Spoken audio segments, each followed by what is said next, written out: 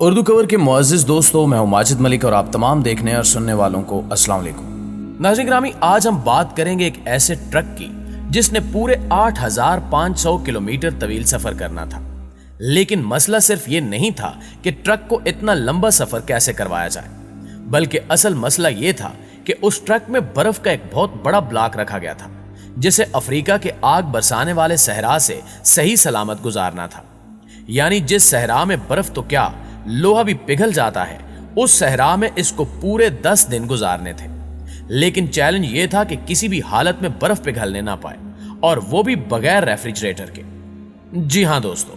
یہ بات ہے 1959 کی، جب پوری دنیا کی توجہ ایک ایسے آئس بلاک نے حاصل کر رکھی تھی جو 3050 کلو گرام وزنی تھا، اور اس کو دنیا کے ایک کونے سے دوسرے کونے تک پہنچانا تھا، اور وہ بھی بغیر ریفریجریشن کے۔ اس کا سٹارٹنگ پوائنٹ ناروے کا شہر موئرانا تھا، جبکہ اس کا اینڈنگ پوائنٹ لبریول تھا جو سینٹرل افریقہ میں ایک شہر ہے۔ لیکن سوال یہ ہے کہ آخر ایسا کیوں کیا جا رہا تھا، اور اس آئس بلاک کو اتنا دور لے جانا کیوں ضروری تھا؟ اصل میں یہ معاملہ شروع ہوا تھا 1 سال پہلے، یعنی 1958 میں، جب یورپ کے ایک ملک میں ریڈیو لگزمبرگ کے نام سے براڈ کاسٹ چلائی جا رہی تھی۔ اس ریڈیو اسٹیشن میں سب سننے والوں کے لیے ایک انوکھا چیلنج رکھا گیا تھا، اور وہ چیلنج یہ تھا کہ اگر کوئی بھی آدمی 3 ٹن وزنی آئس بلاک کو آرکٹک سے افریقہ منتقل کرے گا تو اسے بھاری انعام دیا جائے گا، اور ریڈیو اسٹیشن کی جانب سے یہ تہیہ کیا گیا تھا کہ ہر کلو گرام آئس کے بدلے میں 1 لاکھ فرانسس دیے جائیں گے، جو آج کے دور میں $16,000 بنتے ہیں۔ ہر 1 کلو گرام کے بدلے $16,000، یعنی 3 ٹن وزنی آئس بلاک کے $78 ملین بنتے ہیں، جو واقعی ایک بہت بڑی رقم ہے۔ لیکن اس چیلنج کے کچھ رول بھی تھے، جن میں پہلا رول تھا کہ یہ آئس بلاک ایک ٹکڑے کی شکل میں لے کر جانا ہے۔ دوسرا رول یہ تھا کہ اس کو صرف بائی روڈ ٹرانسپورٹ کیا جائے گا، اور تیسرا اور سب سے مشکل مرحلہ یہ تھا کہ چیلنج کو پورا کرنے کے لیے ریفریجریٹر کا استعمال نہیں کیا جا سکتا۔ ریڈیو اسٹیشن نے اتنا بڑا انعام اس لیے رکھا تھا کیونکہ ان کو معلوم تھا کہ اتنا بڑا آئس بلاک بغیر کسی ریفریجریٹر کے آرکٹک سے افریقہ منتقل کرنا کسی صورت بھی ممکن نہیں ہے، اور ان کو یہ بھی معلوم تھا کہ یہ کوئی چھوٹا موٹا سفر نہیں ہے، بلکہ یہ سفر پورے 8500 کلومیٹر لمبا ہے، جس میں 2500 کلومیٹر افریقہ کا وہ صحرا ہے جہاں ٹمپریچر 50 ڈگری سینٹی گریڈ ہوتا ہے۔ یعنی جو برف فریزر سے نکلتے ہی منٹوں میں پگھل جاتی ہے، تو وہی برف اس ہفتوں لمبے سفر میں صحیح سلامت کیسے منزل تک پہنچ پائے گی؟ ریڈیو لگزمبرگ نے یہ چیلنج تو دیا، لیکن یہ چیلنج ان کو کس مشکل میں پھنسا دے گا اس کا ان کو اندازہ بھی نہیں تھا۔ لیکن دوسری جانب ان کے اس چیلنج کے کئی مہینوں تک کسی نے بھی آگے بڑھنے کی ہمت نہیں کی۔ لیکن ایک دن ناتویک برگر نامی ایک شخص نے اعلان کیا کہ وہ یہ چیلنج قبول کرنے کو تیار ہے۔ یہ شخص ناروے میں ایک آئسولیشن کمپنی کلاس بورڈ کا مینیجنگ ڈائریکٹر تھا، اور اسے یقین تھا کہ اس کی کمپنی جو آئسولین بناتی ہے اس کو استعمال کر کے یہ چیلنج آسانی سے پورا کیا جا سکتا ہے۔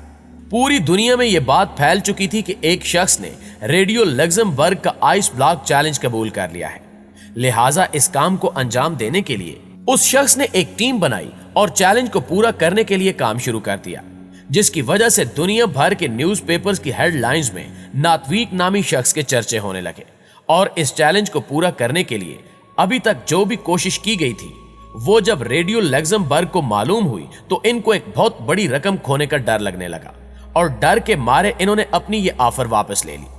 لیکن کلاس بورڈ کمپنی اور اس کے ڈائریکٹر اس وقت تک کافی زیادہ مشہور ہو چکے تھے، اسی وجہ سے ریڈیو لگزمبرگ کی آفر ختم ہونے کے باوجود بھی ناتویک نے یہ چیلنج پورا کرنے کی ٹھان لی تھی، اور ان کا ماننا تھا کہ اگر ان کو پیسے نہ بھی ملیں تب بھی وہ یہ چیلنج پورا کریں گے، کیونکہ اس کی وجہ سے ان کی کمپنی کی پبلسٹی میں اضافہ ہوگا۔ اب سفر شروع کرنے کا وقت آ چکا تھا، اور یہ بھی فیصلہ ہو چکا تھا کہ اس آئس بلاک کو ناروے کے شہر ویرانا سے افریقہ میں کیسے منتقل کیا جائے۔ ناتویک کی ٹیم میں ایک انجینئر، 4 ڈرائیور، ایک ٹرک مکینک اور 2 کیمرہ مین بھی شامل تھے۔ انہوں نے 3 ٹن وزنی آئس بلاک کو گلیشیئر سے کاٹنے کا فیصلہ کیا، لیکن اتنا بڑا آئس بلاک ایک ساتھ اٹھانا اور اتارنا کافی مشکل تھا، اس لیے 200 کلو گرام کے ٹکڑوں کو کاٹ کر ہیلی کاپٹر کی مدد سے نیچے بھیجا گیا۔ اس ٹیم کی محنت کو بہت زیادہ میڈیا اٹینشن بھی مل رہی تھی، اور اسی وجہ سے کئی کمپنیوں نے ناتویک کے اس چیلنج کو پورا کرنے کے لیے ان کو سپانسر کرنا بھی شروع کر دیا۔ اس کے بعد ان تمام ٹکڑوں کو اتار کر ایک سنگل بلاک بنایا گیا اور اس کو ایک خاص کرین کی مدد سے ٹرک میں منتقل کر دیا گیا۔ اس بلاک کی سائیڈوں پر خاص قسم کی آئسولیشن کر دی گئی، جس کے بعد یہ ٹرک اپنے سفر پر روانہ ہو گیا۔ شروع کا سفر تو نہایت آسان تھا، کیونکہ یہ برفیلے علاقے تھے جہاں ٹرک اور اس میں موجود برف کو کوئی خطرہ نہیں تھا۔ چونکہ اس کی خبر پوری دنیا میں پھیل چکی تھی، اس لیے یہ ٹرک جہاں سے بھی گزرتا تو لوگ ان کا حوصلہ بڑھانے کے لیے سڑکوں پر موجود ہوتے، جو نعرے لگا لگا کر ان کا حوصلہ بڑھاتے تھے۔ جیسے جیسے ان کا سفر بڑھتا جا رہا تھا، ان کی پبلسٹی میں مزید اضافہ ہوتا جا رہا تھا، یہاں تک کہ جب یہ قافلہ پیرس سے گزر رہا تھا تو ان کو وہاں کی پولیس نے رش والے علاقوں سے گزارنے کے لیے خاص پروٹوکول بھی دیا، یہاں تک کہ پیرس کے میئر نے ان کی دعوت بھی کی۔ اس سفر کو 1 ہفتہ گزر چکا تھا اور پھر مارون پہنچنے پر اس ٹرک کو کرین کی مدد سے ایک بحری جہاز پر رکھا گیا، کیونکہ اب ان کو سمندر کا ایک بہت بڑا حصہ پار کرنا تھا،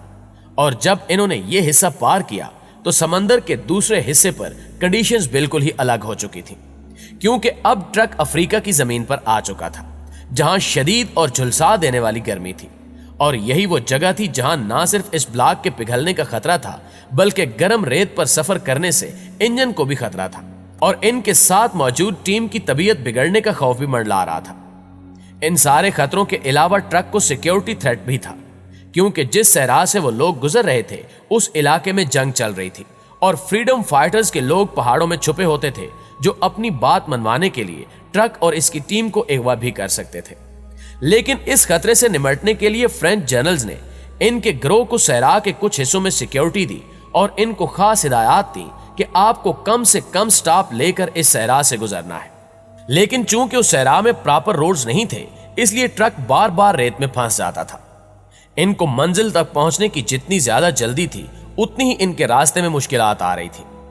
ہر مرتبہ جب ٹرک ریت میں پھنس جاتا تھا تو اس کو ریت سے نکالنے کے لیے ان کو گھنٹوں لگ جاتے تھے، لہٰذا دنیا کے سب سے مہنگے آئس بلاک کو ٹرانسپورٹ کرنے کا یہ مشن ان کے گلے میں آ چکا تھا۔ ایک طرف فریڈم فائٹرز کا خوف تھا تو دوسری طرف گرمی نے گروہ کی حالت بگاڑ کر رکھ دی تھی، اور سونے پہ سہاگا یہ تھا کہ اس ٹرک کے اندر موجود برف نے پگھلنا شروع کر دیا تھا۔